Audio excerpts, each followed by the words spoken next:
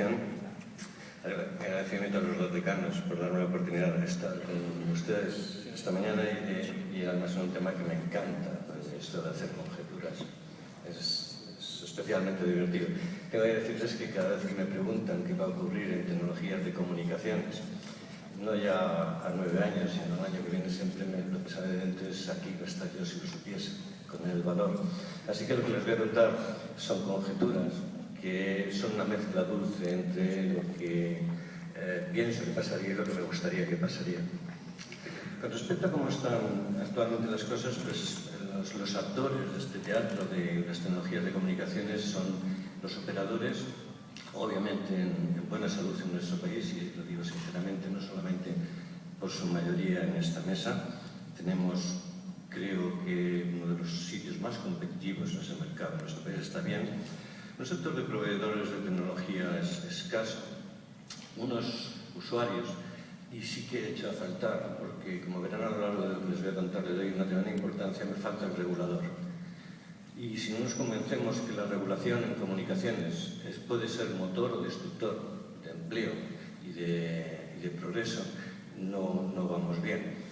En estos momentos, gran parte de los proyectos de investigación están financiadas en Estados Unidos, si lo miran en artículos, por la FCC, es decir, el ente regulador en los Estados Unidos. Lo digo porque el escenario va a cambiar, en mi opinión, dentro de eso que puede ocurrir en el 2020. Estamos acostumbrados a sistemas de comunicaciones donde alguien nos garantiza calidad de servicio, alguien dice cómo tenemos que usarlos, de qué manera tenemos que usarlos y obviamente nos factura por ellos. Pero el número de comunicaciones desatendidas que va a haber en el futuro va a crecer. Y desatendidas significa que o se liberaliza esa regulación o ese sector en el que va a crecer no va a crecer como debiera. Y sobre todo, además, porque esas comunicaciones desatendidas implican una menor inversión y, por tanto, a los sitios que somos pequeños nos dan más oportunidades en las grandes infraestructuras, lo queramos o no.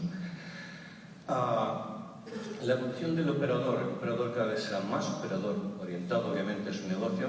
En términos de I+D, creo que la externalizará absolutamente toda, así que continuamente se exige a los operadores que tienen que desarrollar su I+D, creo que es contra natura, por mucho que a mí me gustaría que lo hiciesen.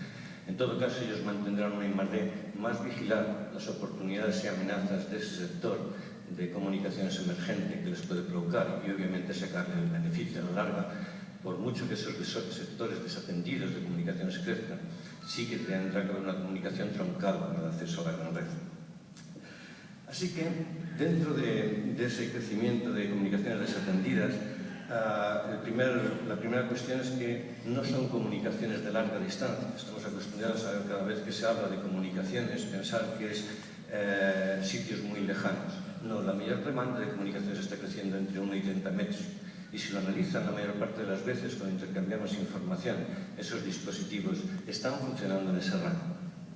¿Por qué decía que van a ser desatendidas? Porque el crecimiento es tan explosivo que controlar, ya sea para el regulador o para el operador, eso le va a costar más el beneficio que pueda obtener, más en unos sistemas de comunicaciones que casi todos hemos asimilado como gratuitos y no entendemos que por pasar información de 1 a 3 metros o de 1 a 10 metros uno tenga que pagar. Algo habrá que pagar, pero seguramente más al proveedor de tecnología que al operador en esa parte. Él incrementará, obviamente, su tráfico cada vez que esas microceldas o femtoceldas salen. De hecho, el motor para esos femtoceldas en comunicación son los operadores, obviamente. Pero con todo, la explosión no les afecta a ellos, como digo, aumentan su tráfico. La otra cuestión, y que añade también al operador, es que con ese crecimiento de comunicaciones, sobre todo radio, con la cantidad de instrumentos que se van a querer comunicar, normalmente eso de el espectro está libre y uno compra la licencia y con eso tiene la garantía de que nadie le moleste e interfiere, se va a acabar. Se ha acabado el espectro limpio. No puede ser. No podemos dar 30 gigabits sobre el aire y decir al mismo tiempo que vamos a garantizar la ausencia de interferencia. Es decir, que se necesita mucha tecnología y se va a necesitar, porque como digo, siempre decíamos cuando éramos estudiantes que nosotros vivíamos del ruido. En estos momentos la ingeniería de comunicaciones va a recibir de la congestión o de la interferencia, se le tiene. Y obviamente el manejo de la interferencia tiene que ver mucho con el regulador del espectro. El espectro, como saben, es un bien inagotable, no se agota, pero tiene la desventaja de que es finito, y de ahí la importancia en todo lo que les estoy contando. no podemos tener más espectro del que hay. Lo único que podemos hacer es usarlo bien. Y la situación actual, como saben, es que el espectro está comprado, pero no está usado. Y en cualquier ciudad, incluso en Londres, en Nueva York, en Barcelona, en cualquiera de esos sitios cogen una gama de frecuencias y todas están compradas, pero casi todas están inactivas. ¿Y sé por qué? Porque de alguna manera se ha obligado a comprar licencias al margen de si yo quería comunicarme aquí, bueno, en el desierto del Gobi, sin meter factor geográfico, sin meter consideraciones particulares, y obviamente entiendo que es actuado de inhibidor, o en estos momentos fue bueno, pero en estos momentos es un inhibidor de progreso. ¿Por qué digo que esa explosión se va a producir? No solamente por las personas, una de las cosas que va a cambiar de forma gigantesca es que estamos acostumbrados a llamar información aquello que es lo que la persona recibe. Si habitualmente se asocia a información, pues es que voy a conocer un texto, voy a conocer voz, voy a conocer audio, imagen. Dice, no, ese tipo de tráfico seguirá creciendo, obviamente, mientras la población crezca, pero no va a crecer tanto como el otro.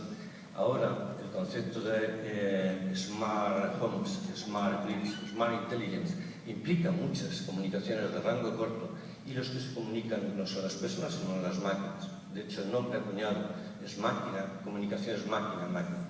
La mayor parte de ese confort en nuestra vida, la mayor parte de que las cosas no sean fáciles, no está tanto en estar informados, sino en esa inteligencia ambiental que tanto nos agrada y que nos gustaría conseguir. Como digo, ese tipo de comunicaciones no son tradicionales.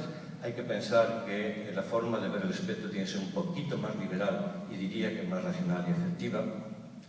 Y por último, otra de las cosas que será divertido observar en estos 10 años, como saben, la parte más poderosa es el ahorro energético. Obviamente el uso eficiente de la energía tiene que ver mucho con la información, y obviamente dotar de inteligencia a la red es una premisa básica para ahorrar energía. Obviamente existe un debate de quién va a soportar este tipo de comunicaciones. Si le preguntan a la eléctrica dirán que él, porque todo se lo hacía él internamente. Si les preguntan a los operadores, pues dirán que ellos. A la larga, yo creo que es un problema de los dos. Me sorprende que en estos momentos, y yo creo que tarde o pronto se producirán alianzas, y alianzas muy importantes, dado la magnitud de las entidades que estoy hablando, entre los proveedores de energía, entre las eléctricas y las empresas de comunicaciones. Creo que están condenados, que abordar uno como un mero proveedor de tecnología al otro es absurdo, igual que el otro trate de internalizar todo el progreso que requiere para modernizar su red. En definitiva, si todo esto ocurre, estoy muy contento porque este tipo de comunicación les aseguro que requiere muchísimo más tecnología y muchísima más imaginación, que las grandes infraestructuras van a requerir. Muchas gracias.